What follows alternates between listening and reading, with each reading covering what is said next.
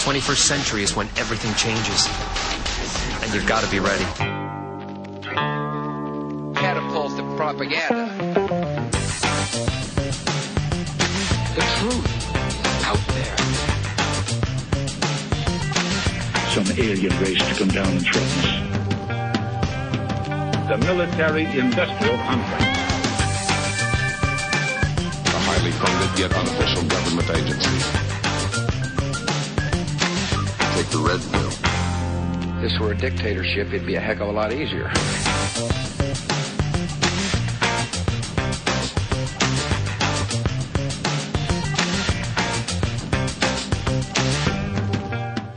Welcome to PID Radio. I'm Derek Gilbert. And I'm Sharon Gilbert, everybody. Welcome to March the 16th, Sunday, one day shy of St. Patrick's Day. Yes, and a day after the Ides of March. It's an interesting time. You know what about St. Patrick's Day, though, seriously? For years, I have been seeing 317 over and over and over again. Really? And I still don't really know what it is. I don't know if any of you out there have ever experienced something like that, where I know, in fact, I get emails from people who see 11s all the time. Right. Like they'll see 1111 or doubling, like I'll see the time will be 1212 or 0202 or things like that. I see 317 all the time. And the curious thing about that is that you and I have now moved to an area where the area code is 317. Yes, and that's I true. don't know if that's in any way connected to 317, but of course tomorrow is St. Paddy's Day. Yeah, and traditions have been built upon the work of St. Patrick, who is probably nothing like what most people believe he is. No, probably not. The wearing of the green is more of an American invention than it ever was an Irish, an authentic Irish tradition, at least as far as I know. Well, but we'll that find might out. just be what they want us to think. Anyway. I know. Well, I think we're not going to go into that today, but we're going to. We had scheduled Dr. Jerome Corsi to join us this evening. He has asked us to please reschedule that for Thursday evening because he's going to spend some time with his family, and I think that's a great idea. Yeah, he's been a busy man, and we'll talk about why he's been so busy in just a little bit, but we'll have that for you next Friday as we prepare for Easter or Resurrection Sunday, if you prefer. That's what I like to call it. Yeah, next week's show posted a little bit early, and we'll talk with Dr. Corsi about his interesting couple of weeks. It's been about a month, 5 weeks since we talked with him last, and things have just been moving faster and faster. And so a lot of what we're going to talk about tonight is based on the articles he's been writing and posting at WorldNet Daily over the last few weeks. There have been so many things, and you and I have not had an opportunity to really just talk about the news for a while. Our traditional blathers have had to go by the wayside because we've had these amazing guests, and I love having guests, but, there's nothing like a good blather sometime. And yes. Just out of curiosity, I went to dictionary.com and looked up blather, and it's apparently based on an old Scandinavian word. It's a word used in old Scotland. And it means talker of blatant nonsense. Which is what most of the world thinks we do. So it's very appropriate, actually. I don't know why they say that. And don't you love my little tinfoil hat? Hey, speaking of tinfoil hats. Yeah.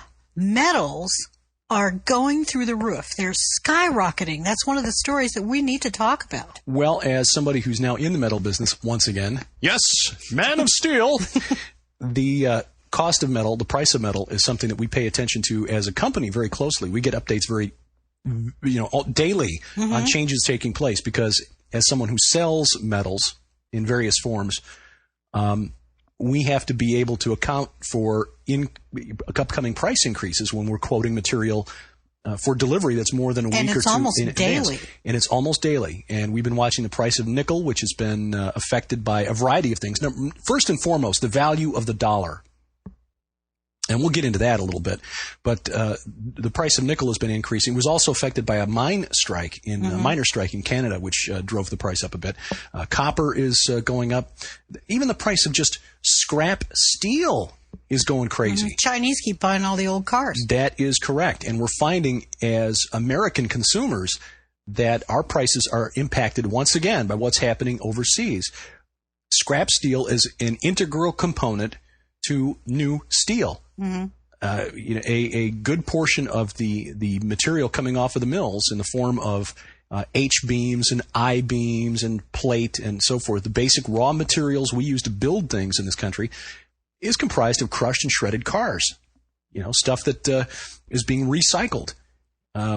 Well, that scrap steel is also being used by foreign steel mills to produce steel. And the Chinese and the Indians are buying up material like crazy. Well, it isn't just steel. I mean, there are metals all over the place that are copper and magnesium and zinc and, you can name almost any metal on the chart. Molybdenum. Yeah, there are a lot of, a lot of metals that are used for a variety of industrial. They go into electronics. Sure. That's when you start getting into things like platinum and gold and other things. And Palladium, they're all going through the roof. Yep. Partly, again, because of the demand coming out of the Far East. The Asians are using up steel and other metals for construction at such a rapid pace that American steel mills, the guys that produce the very basic building blocks of construction like beams and plate, are finding that number one, their scrap steel is going up in price because they have to compete with the Chinese for the scrap they need just to make their steel. But secondly, if American distributors, like the company I work for, don't want to pay the price for the plate and the beam and the so forth, they can put it on a boat and send it to Shanghai because the Chinese will buy it. So American manufacturers and constructors are finding the cost of their raw materials increasing, not because the demand for their products or their buildings is increasing, but because the cost of their raw materials are increasing. So what you get is anything that's made from a metal these days is going to have to go up in price. The manufacturing cost of it is going up. And you found a really curious story about an item items that we don't think about every day, but they're probably in your pocket right now. The cost of producing the coins that we carry around in our pocket because of A, the value of the metal, and B, the devaluation of the American dollar is at a point now where it costs about 9.7 cents to produce a nickel and about 2 cents to produce a penny. Now, pennies are primarily copper. Nickels are primarily zinc and nickel, but nickel's the primary component there. So those coins essentially contribute to the federal deficit. Yeah. Just by minting these coins, we are going further into debt because the cost of the material is more than what the coins are worth at face value. Now, pennies and nickels don't have any real numismatic value. In other words, they're not collectibles. So you can't take a penny right out of the mint, turn it around and sell it for more than a cent. No one would buy it. Well, really old ones you can. What I'm saying is the new ones coming right off the mill. Right. Yeah, you cannot sell those for more. There's no numismatic value. However, the value of the copper in the penny. Now, and I think it's very significant that last year, in 2007, the U.S. Treasury issued a warning that there would be severe penalties, legal penalties to be paid if anyone were caught melting down American coinage for their base metals, for the component metals. And we're seeing stories from around the country of job sites being raided for copper. Wires are being taken from construction sites. There are, and I think it's very interesting. Schools, high schools, ripped right out of their electric boxes, and they can't have their games at night. The football games. I remember last fall there were a number of football games that were canceled. Yeah, it's a very interesting situation that we're in, and again, much of it boils back down to the fact that the American dollar is really tanking. Well, Congress has stepped in. There is a bill that was introduced in the House on February 28th, 2008, this year, and it's called the Coin Modernization and Taxpayer Savings Act of 2008. That's right. And the proposition in this bill is that these coins, nickels and dimes and pennies, be made from steel, but be made to look as if they're still made from nickel or copper, or, in other words, they're supposed to look the same and weigh the same. So they still work in coin-operated machines. Yeah. And the reason they want to make them look like the old coins is because the last thing they want is people actually asking questions. Hey, why is my penny now gray or silver instead of the old copper color? Well, I think what's so funny is that they want to make them from steel. I'm thinking, have they looked at the price of steel lately? Yeah.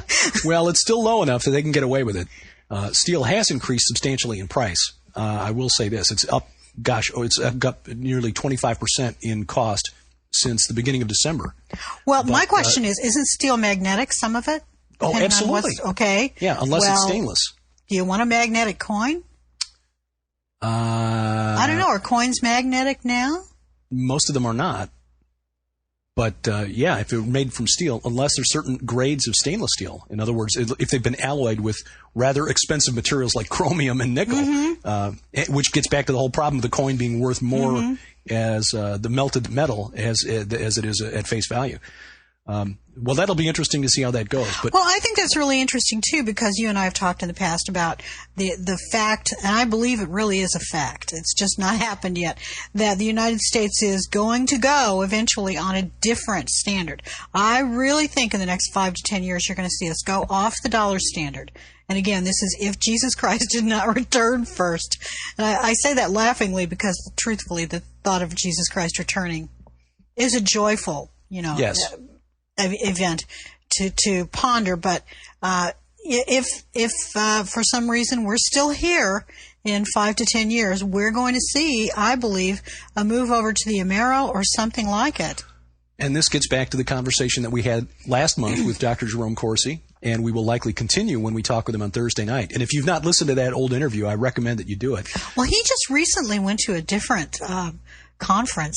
Well, he went to one conference he was able to attend and write about, and the other one he actually was kicked out. But you can tell that story, and then we'll get more details from him on Thursday. Right. His contention is that none of this that's happening with the U.S. dollar and its and the correlating evidence that we see. By the way, as we record this on Sunday evening, the news coming out over the weekend is that the investment bank Bear Stearns may likely just have a turn out the lights party tomorrow, Monday, even though it's supposedly... bank holiday rumors are all over the place. Right, even though it was supposedly saved by the Fed, along with J.P. Morgan Chase on Friday. The fact is that Bear Stearns is far from saved at this point, and we'll talk about that. I think the stock market could well just take such a nosedive tomorrow. Right, and we'll get into that in just a little bit. But again, Dr. Corsi believes that none of this is by accident, that the United States dollar has been artificially inflated by the Federal Reserve, knowingly, intentionally.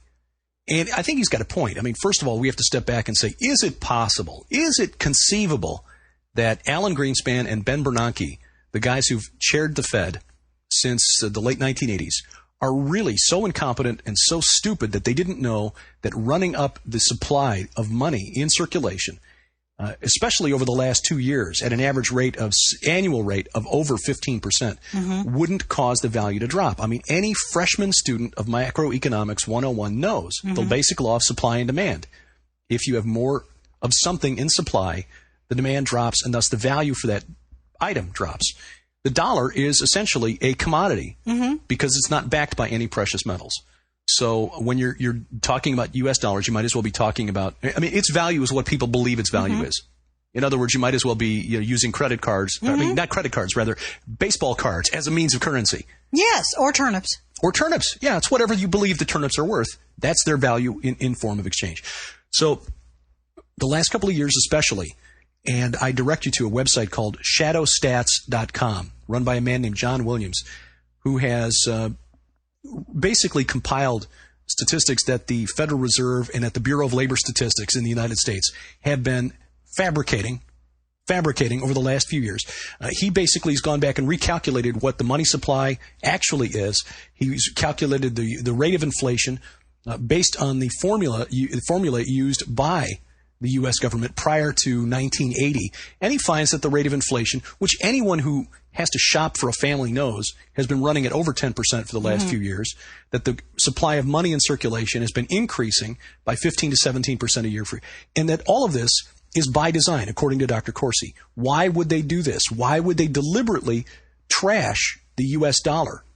Because they have to create a crisis in order to force the average American to believe that we need to go to a regional currency. We need to go to a regional currency, whether it's the Amero or whatever they call it.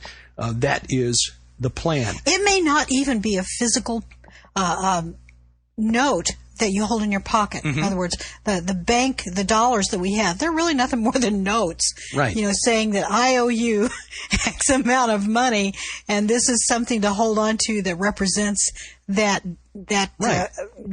goods. I think it's going to be something like, we'll give you so many credits. in your bank account. I really do think that eventually and very, very quickly that all Americans will be switched over to using debit cards. And all of our money will just be electronic. Exactly. Which again is... So you don't have to call it anything. It could be whatever. Yeah. As long as... And I really do think that we're going to see a move toward the transatlantic entity along with the North American Union all using the same EU, Euro, whatever you want to call it. Quatloos. Little Star Trek reference. I'll bet 40 Quatloos on the newcomer. So now, Dr. Corsi was at a meeting on Monday, and this is what Sharon mentioned earlier, that was largely didn't make the press really. In fact, the only press account that we've seen of this meeting was the one that was published at WorldNet Daily by Dr. Corsi. It was held at the Department of State, the offices of the U.S. State Department, under what are called Chatham House rules. Those were developed in the U.K. at a place called Chatham House. Basically, what that means is reporters are allowed to attend the meeting as long as they don't attribute any specific quotes to any of the attendees. So while you can report on what was said at the meeting, you can't say who said what. So there's no real accountability. Anybody can say whatever they want because the reporters there have agreed not to hold them accountable for it. Now, what was discussed at this meeting? It was a meeting of the Advisory Committee on International Economic Policy. This is a group that is guiding the Department of State on how to move forward with integration and harmonization between the United States, Canada, and Mexico, the North American Union.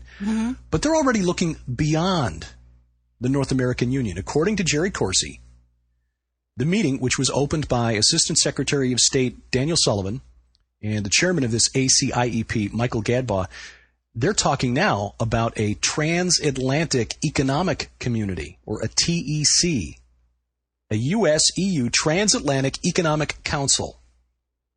Now, what is the TEC? It sounds to me, and it sounds to Dr. Corsi, who was at the meeting, as though it's the preliminary steps to forming a transatlantic union, beginning with economics, which is how the European Union started, as the European economic market, or the European Common Market. They talked about harmonizing trade guidelines, administrative rules and regulations, and things like that.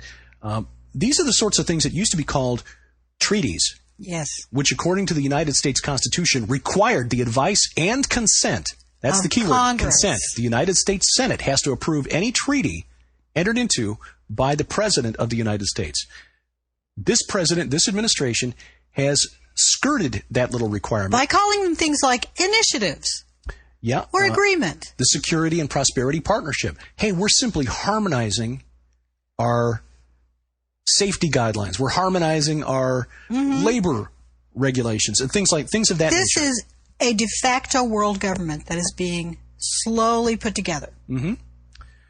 The SPP, the Security and Prosperity Partnership, now has 20 trilateral working groups inside the governments of the United States, Canada, and Mexico that are getting together and working on hammering out mutually acceptable terms for a variety of things involving trade. And again, these are the sorts of things that used to be drawn up in the forms of treaties, which, again, according to the U.S. Constitution, has to be approved by Congress before it can go into law. Under the Bush administration, just by calling it, harmonization, convergence of administrative rules, nice little euphemisms like that, they get around the constitutional requirement of having to get a vote, putting it before Congress for a vote. This is, bad. This is outrageous enough. But then when you understand that they're already looking beyond this NAU, is almost, the NAU is already what's the French term? Fait accompli. It's already done. We need to start looking at how we're going to integrate with the EU in order to maintain our competitive, place in the world market. Now, why are we spending so much time? Why is this government spending so much time doing this and working on maintaining our economic standing in trade? Well, obviously, trade is important. We live in a global village, if you will. But the people who are counseling this administration on how to go about doing this, not members of Congress. I mean, forget about even getting beyond the vote. They're not even including members of Congress on these advisory committees. This ACIEP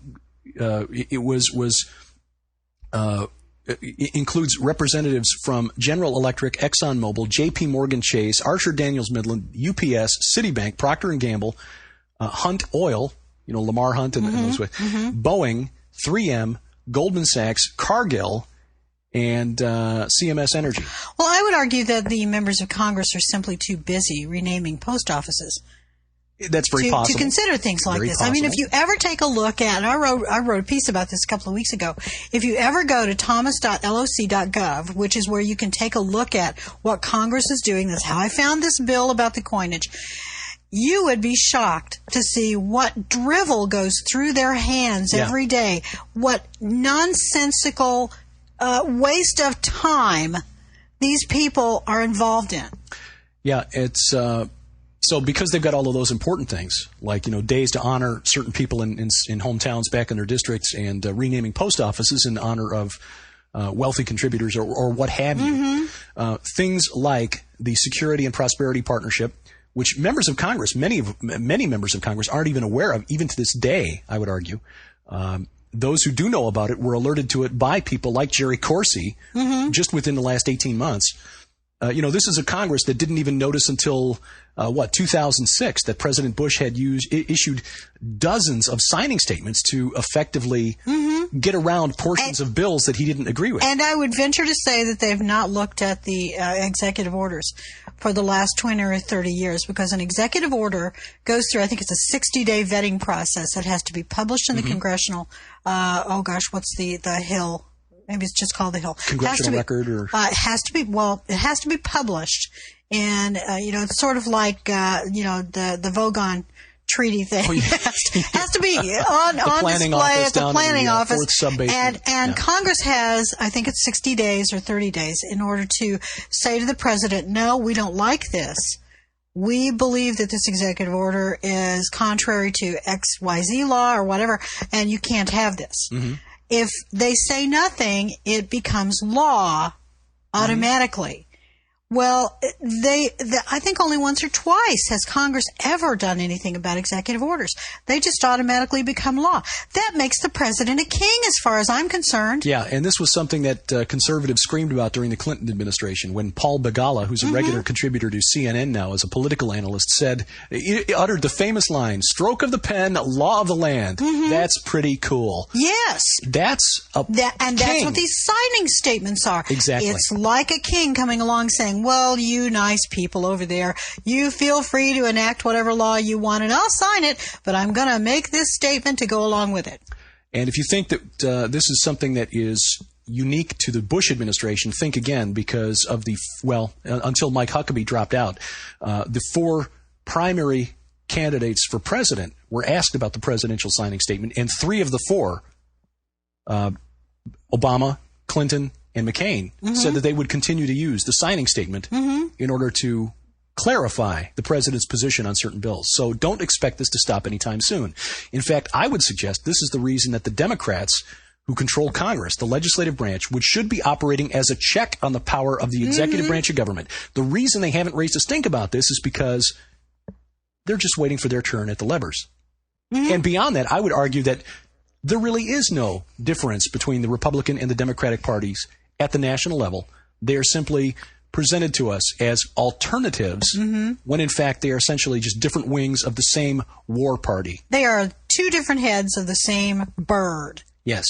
The Phoenix, perhaps. The Phoenix, indeed. So we've got the Security and Prosperity Partnership, which is again being knitted together without input from Congress, but with input from Ford, General Motors, Merck, Chevron, General Electric, Walmart, Lockheed Martin, the Kansas City Southern, which is the NAFTA Railroad, Campbell Soup, Gillette, Whirlpool, New York Life, Suncor Energy, which is a huge energy concern up in Canada, Bell Canada, Home Depot, based out of Canada, and a number of other companies out of Mexico as well.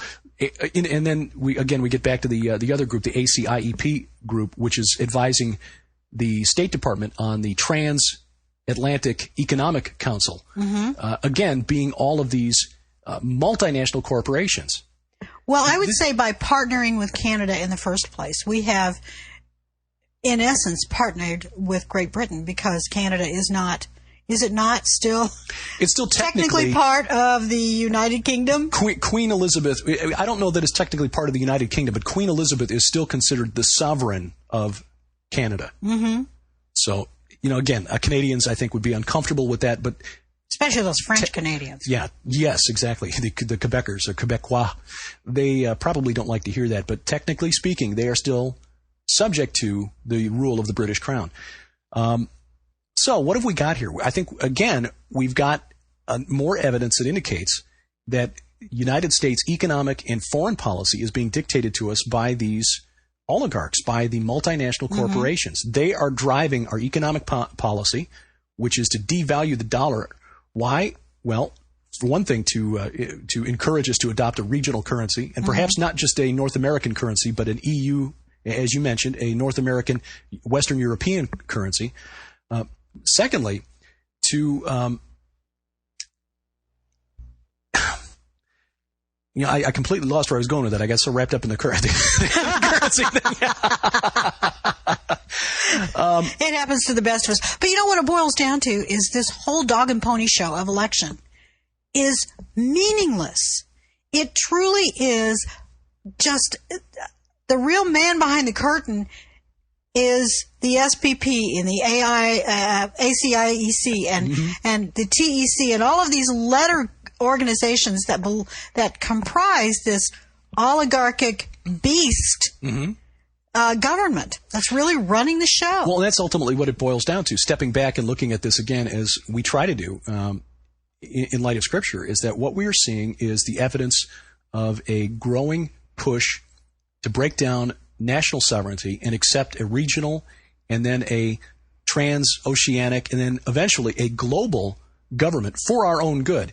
Now, who really benefits? Well, it's the people who want to sell goods and services across borders, because while all of these, the trade regulations keep coming up in these discussions, one thing that keeps getting mentioned is the free flow of labor across borders, which is why the southern border of the United States has not been shut down and will not be shut down.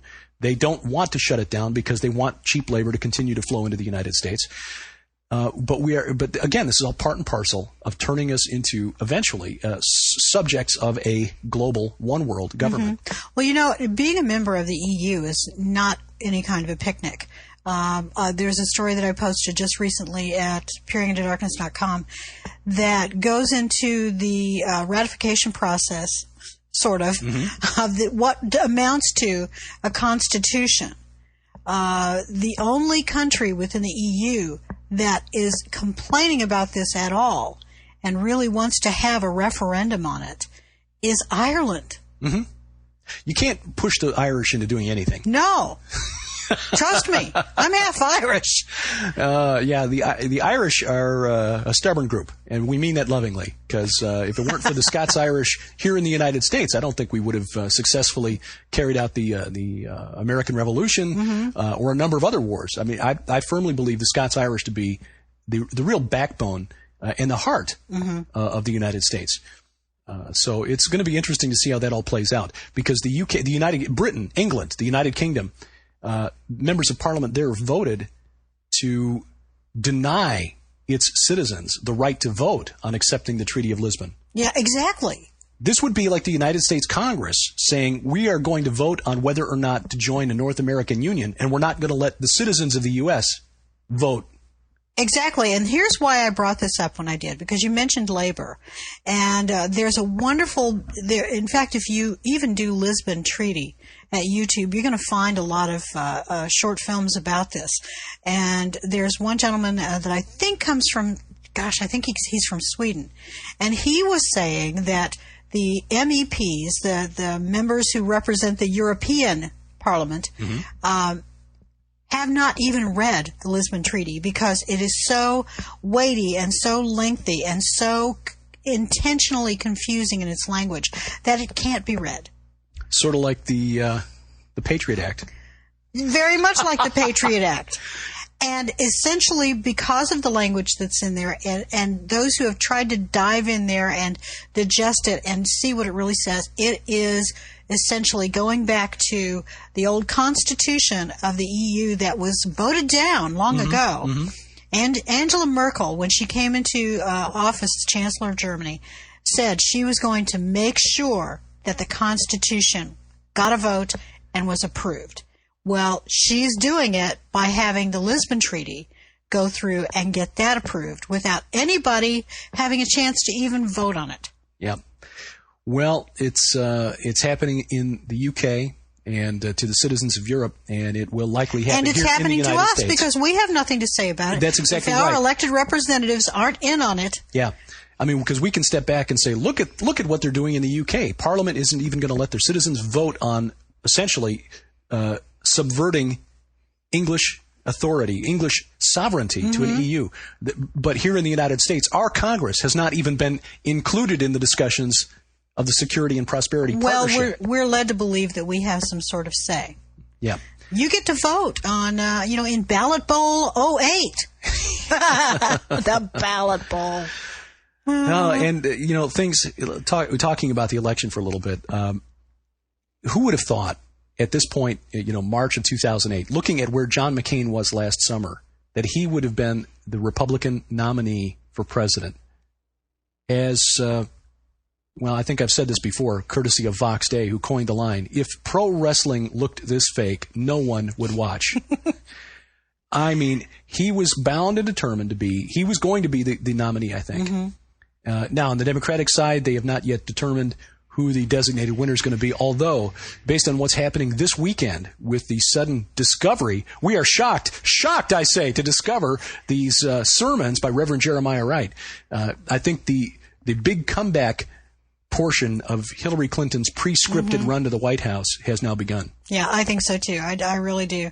Barack Obama, he has waged, and I'll use that word because I think that's an appropriate word when it comes to campaigning. He's waged an amazing campaign against Hillary, but no. He seemed to come out of nowhere and become this phenomenon. Right. And I think with many age groups, he still is. Yeah. And it's, you watch him speak, and I even feel this too when I watch him speak. There's something about him. Mm-hmm. And anytime I start to feel that way, I slap myself, literally just slap myself and say, snap out of it. We've been doing a lot of slapping lately. Oh, gosh. Because he is a compelling speaker. There is no question about it.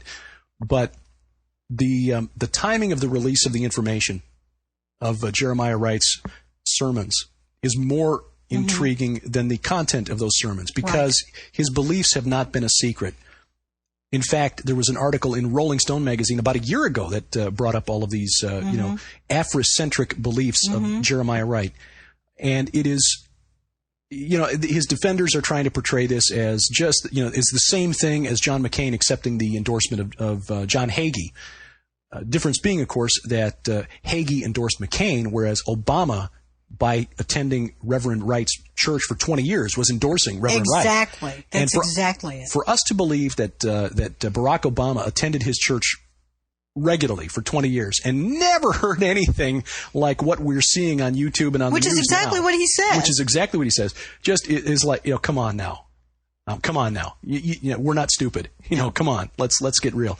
So I think what we're seeing is his campaign beginning to fade because I really, really doubt that many voters will watch much of Jeremiah Wright and connect him to Obama 20 years in the church pews in a favorable light. In addition, by the way, it's just come out that the Obama campaign admitted, by the way, we did take a lot more money from the indicted Rezko? Anthony Rezko than we thought. It wasn't $70,000; it was $250,000. And but honestly, we gave it back, and we feel sick about it. But let's take a left turn, though. Let's go off on another tangent because we've done plenty with politics. Amen. There are stories coming out of WorldNet Daily. If you haven't seen the story that was posted there on Friday and Saturday, about the demonic possession case, you really need to read it. Yeah, it's a case that was documented by a board-certified psychologist with plenty of witnesses of a woman who spoke in unnatural voices and made sounds that the observers felt could not normally be made by a human voice box, by a human throat. But beyond that, they witnessed her levitate. I mean, that's not the cool. I mean, that's not the scary stuff. Exactly. The freaky stuff was that she was levitating 6 feet off the bed. Exactly. These are the kinds of things that Russ Dizdar has been telling us for a long time. And this is why I want people to read this, because this is not written by a pastor. No. This is not. These are not the accounts and observations of pastors or exorcists. And this isn't coming from, as many critics would try to characterize cases of demonic possession and exorcisms. This isn't the kind of thing that happened in in some far off superstitious third world country or in the deep South with a bunch of charismatics who are trying to inflate things and attach every human weakness to a demon. No, this was a board certified psychiatrist who's a professor of clinical psychiatry at New York Medical College. Right. So it's been documented. It's published in the New Oxford Review, and WorldNet Daily has a story on it. But this woman levitated 6 inches off the ground. Objects flew around the room, and again was witnessed by a team of priests, deacons, lay assistants, and many of whom also had medical and psychiatric training. So it is a very compelling case that documents that this sort of stuff does still happen even in our modern age of medicine and psychiatry. It not only still happens, I would argue that it is on the rise and is becoming more bold in its presentation. There was a time when this sort of activity did take place primarily in third world countries, and the argument there, of course, as you say, was, well, they believe in these superstitious things and they can't explain something that we could explain scientifically, or they're just plain exaggerating and or lying. These things are starting to occur in so-called civilized areas of the world. The West is seeing it happen all over the place. And I think it's because we are getting down to the wire here. We're approaching the very last, literally the last days, weeks, and months before the last 7 years that some people refer to as the tribulation. It's the final week of the Daniel prophecy. It's the last chance for people to get to know Jesus Christ as their Lord and Savior. We're coming up on those last hours of the world as we know it. And that's why we continue to talk to Russ Dizdar and others who are in the same line of work. There are a couple of people we've talked to who prefer not to be interviewed but do the same sort of work. It is it's not going to be a pleasant ride, let's put it that way. But there are things coming, and again, as we see these signs, we're reminded that Jesus said, look for the signs, and be aware so that you are not taken off guard. And we take comfort and find joy in seeing these signs. I mean, not in that these terrible things are happening, but that we see them as evidence that the promised return is coming and coming soon. There was a review of the show that was posted to the internet some time back in which we were accused of being victims of crushing paranoia. And we joke about having the wall of paranoia and so forth. And we do talk about a lot of dark things. And we make no bones about the fact that we live in a world surrounded by beings that we can't see, who influence the things that we do see. But that doesn't mean we're afraid, and it doesn't mean we are, looking for a demon under every pillow or under every rock. But it is just the signs that we try to analyze and discern what's happening around us, and that's what's going on. There's a spiritual battle going on all around us, and you know what? And the reason we talk about politics so much is not just because there are events there that we can discern and how they relate to the prophetic timeline that we see in the Bible, but also because those manifested events are rooted in a supernatural battle that we can't see with our human eyes.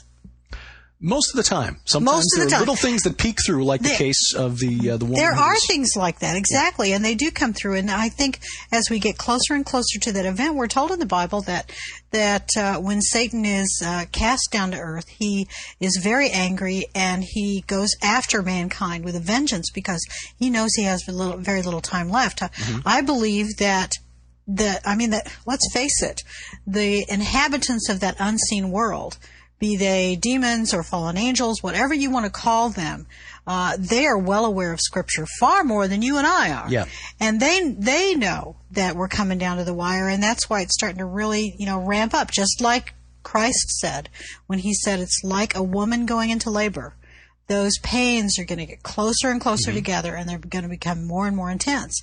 We're seeing that in the supernatural battle. Right. So you got the woman who levitated, spoke other languages, and threw stuff around the room without touching them in Pennsylvania, just across the Pennsylvania border from Russ Dizdar and his home church and his ministry.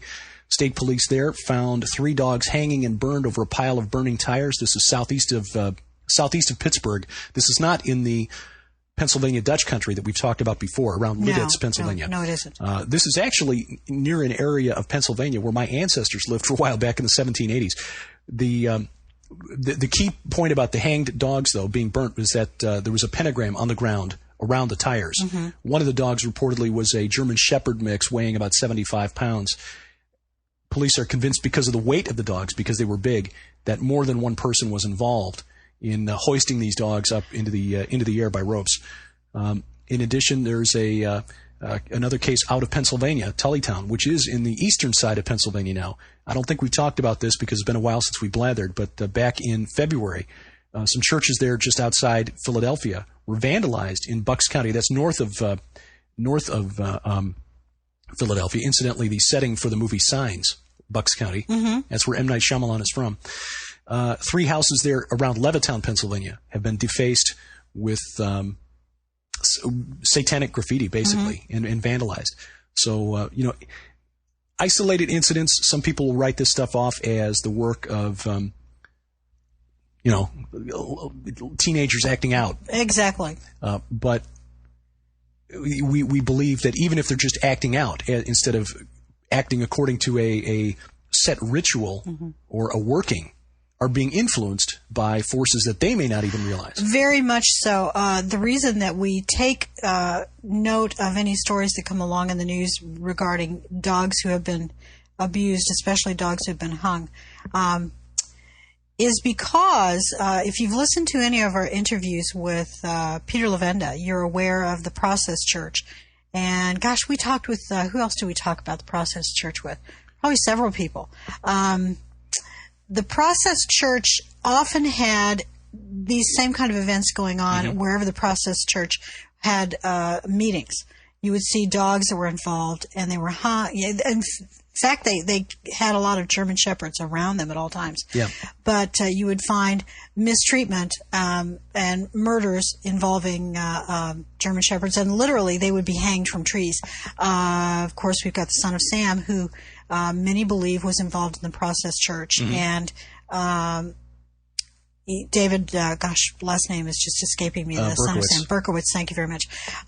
He claimed that others were responsible for some of those killings, and of course, Sam, the son of Sam, was a dog, according to the spin that was in all of the papers. Was he a Doberman or was it a German Shepherd? One or the other. But again, there was the link there to the Process Church of the Final Judgment. Right. Which again linked to Charlie Manson. Dave McGowan, I think, was the other fellow that we talked about. Dave McGowan, absolutely. And of course, Peter Lavenda, we've joked many times that his books are the 6 Degrees of Charlie Manson. Right. Yeah. What's really creepy, by the way, as a side note to the Process Church and its connection to German Shepherds and the sacrificed dogs that were discovered out in California in the years leading up to the Manson murders, the ex-members of the Process Church formed in 1986 the Best Friends Animal Society, which is an animal welfare rescue group. Well, I find that very curious, and again, we cannot say with any kind of certainty that they have continued their Process Church ways, but I just find it really interesting that that's where they went. Yeah. Very, very curious. A story that's coming out that we need to talk about here as we get into the supernatural side of the battle and the evil worked by those unseen by human eyes. A story that is getting no attention at all in the U.S. press, but is big news over in the U.K., is the cleanup of a children's home located on the island of Jersey. Now, Jersey is one of the Channel Islands. It's located about 10, 12 miles off the coast of France, Normandy, about 100 miles southeast of England. And there was a children's home there that was closed in 1986. And it has now finally come out 20 years later that at least 160 victims have come forward and accused the former operators and owners of this children's home of torture, rape, abuse. There is what the UK police are calling a cellar of sex horror that has been uncovered. Areas of a cellar underneath this building that were bricked up. They've gone in there. They've discovered the skull of a child in there. They've discovered bloodstains and shackles in this cellar. And now suddenly this island of Jersey, which has about 85,000, 90,000 residents, is in the news in England. And fingers are being pointed all over the place because this abuse, some of the victims, the victims, alleged victims, are in their 60s and 70s and say that, yes, when I was there, this sort of thing was routine. So this went on for decades, and supposedly nobody knew about it. Well, they did report it. And I think that's one of the big parts of the scandal is because it's now believed based on evidence that the local constabulary on the island of Jersey, and Jersey is not, it's sort of an odd little governmental setup. They are, as I understand it, actually directly under the sovereignty of the Queen. But they do have their own local government. They're not part of the EU, along with England and Scotland and Ireland. They are sort of on their own. They're close to France. I think they've changed, allegiances over the 1,000 or so years between France and England. They were even Jersey was even occupied by the Germans during World War II from around 1940 to 1945.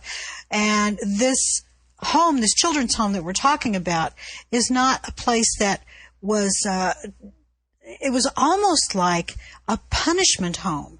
And I don't mean that simply because of what we're hearing about the things that were done to the kids.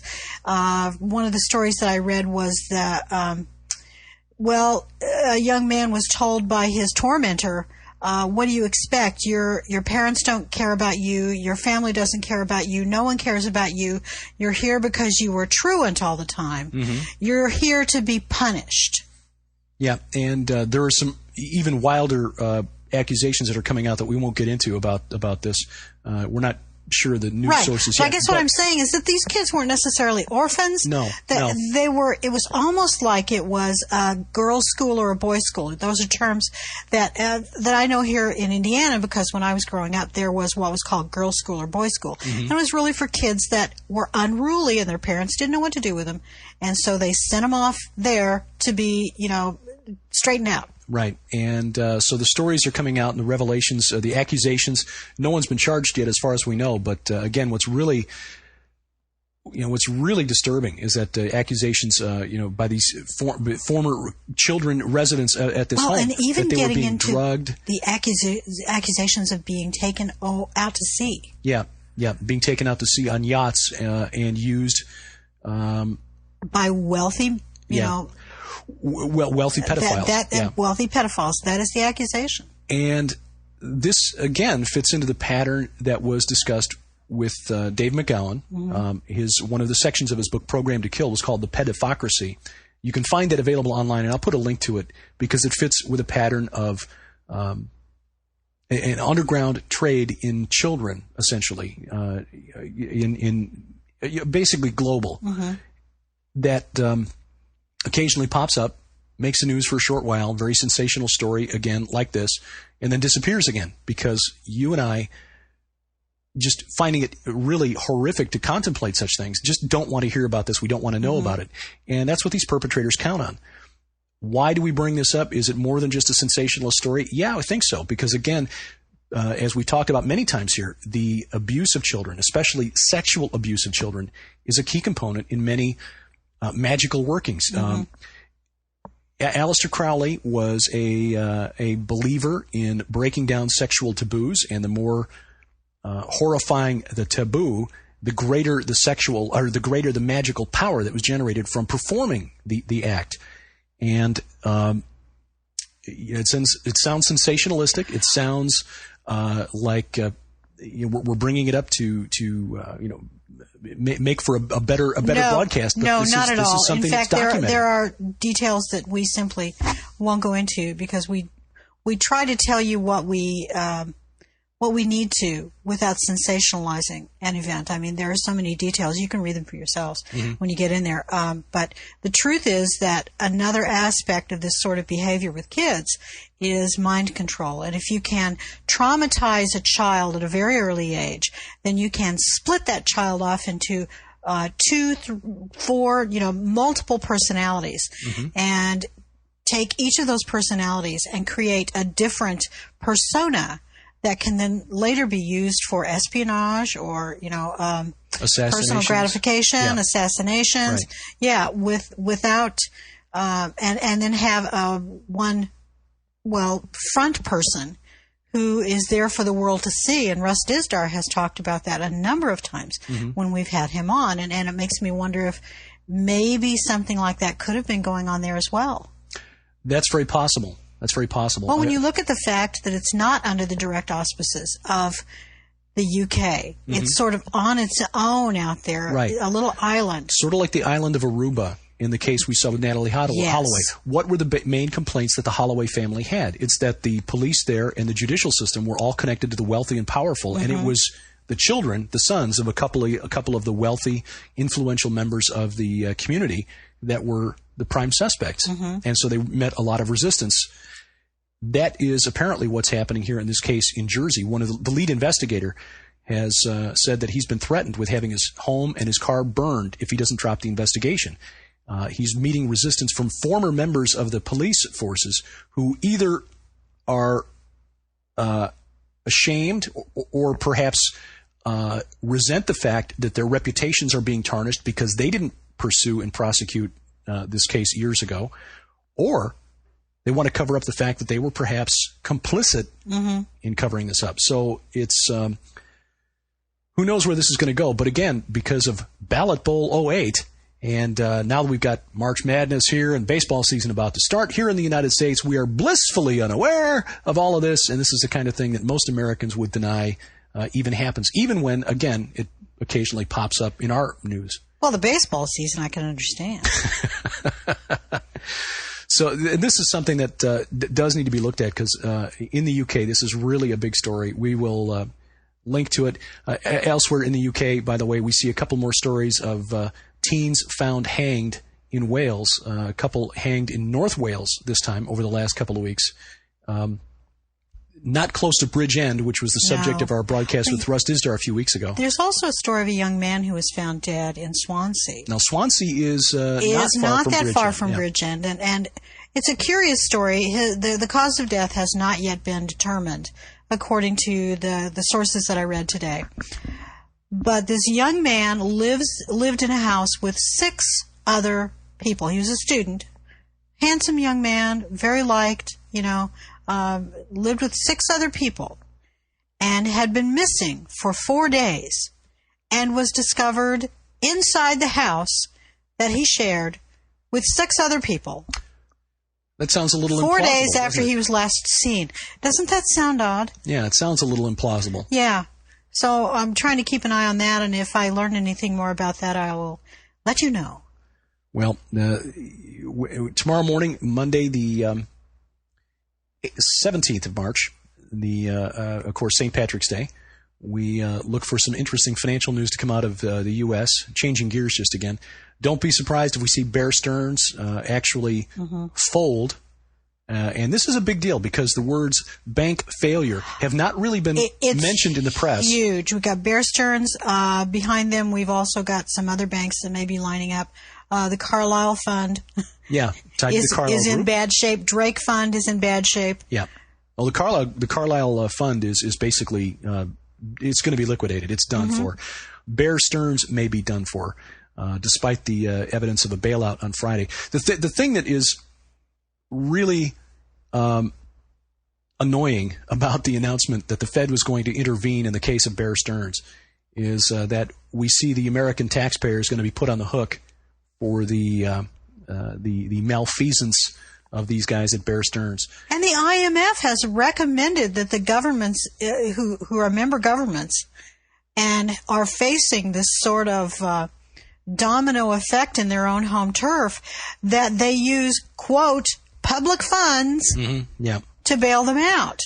Yeah, the Federal Reserve, through many years of cheap credit, put a lot of money into circulation by putting it in the hands of investors who found it was in their best interest. Look, if we only have to pay 1 or 2% back to the Fed to take this money, we can turn around and loan it out to people at, through credit cards at anywhere from 18 to 30%, or put it into mortgages, which then they can leverage by taking a whole bunch of mortgages and creating what they call CDOs, which are, we're getting into high finance here, which I barely understand, but mortgage-backed securities, MBS. Falling asleep over here. Yeah.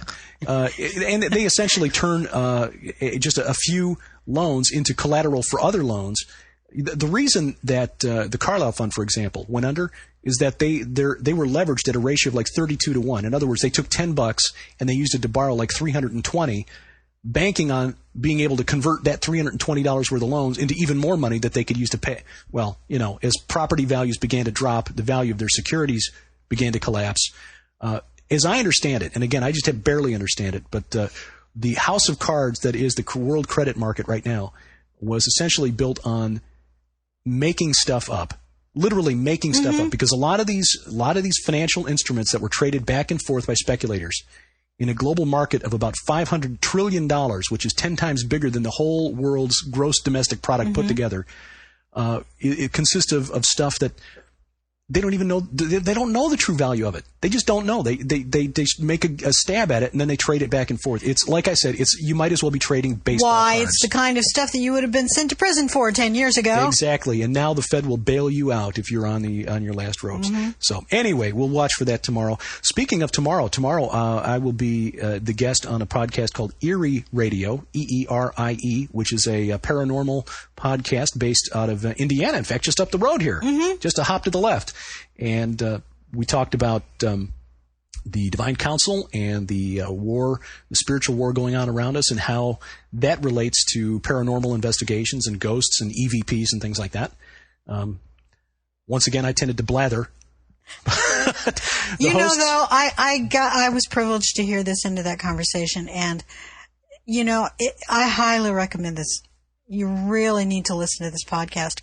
No, the people at Erie don't come at it from the same spiritual warfare viewpoint that we do, but they are looking at something that is very real. And I think that's why there was a time when I was uncomfortable, honestly, with interviewing people who didn't take the Christian perspective on these events.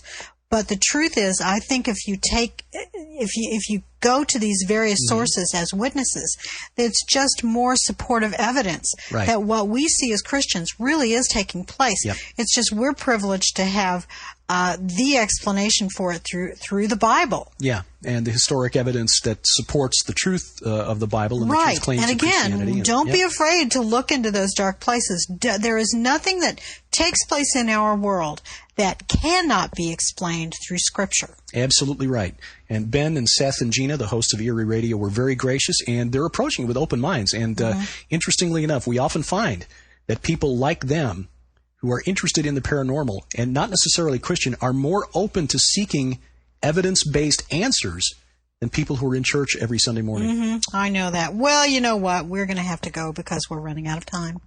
But meanwhile, we can discuss this in the forum anytime you like. Stop by. You'll find the link at pidradio.com. And next week, of course, God willing, we will have Dr. Jerome Corsi talking about the impending North American Union and perhaps following that, the Transatlantic Economic Council. That's right.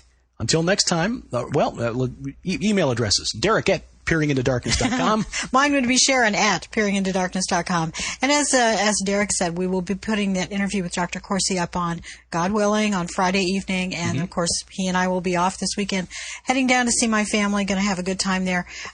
We'll try to make the statement on Friday, but just in case we don't, have a wonderful week this week, everybody.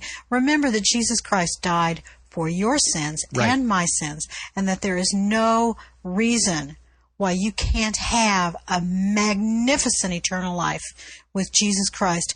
All you have to do is realize that you need Him. You are a sinner, that He paid the price for those sins. And you just need to accept that free gift. That's all. You just have to believe it. Amen. Pretty easy, huh? Amen to that. Until next time, I'm Derek Gilbert. I'm Sharon Gilbert. Bye-bye, everybody.